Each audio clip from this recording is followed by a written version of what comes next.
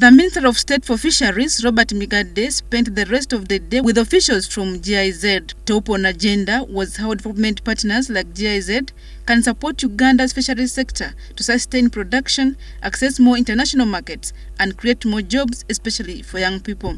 Fisheries aquaculture is a costly venture in terms of initial setup.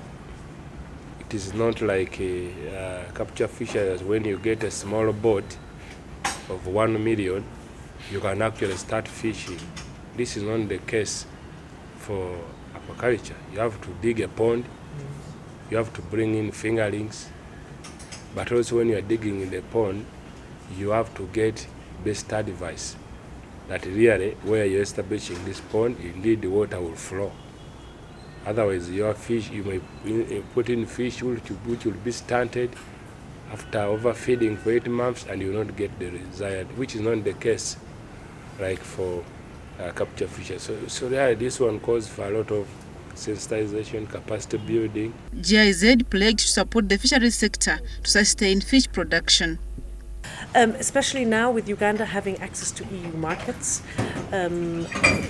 with regards to aquaculture, we also see now huge potential, and I think also this is why the ministry is getting more involved.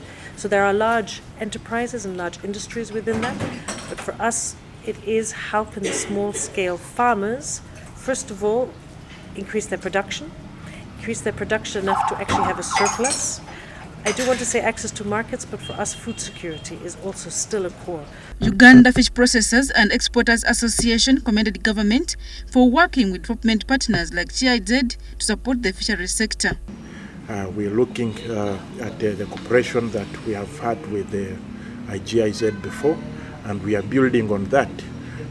Mainly we are looking at areas of policy and a conducive environment, areas of sustainable aquaculture cooperation and development, looking at areas of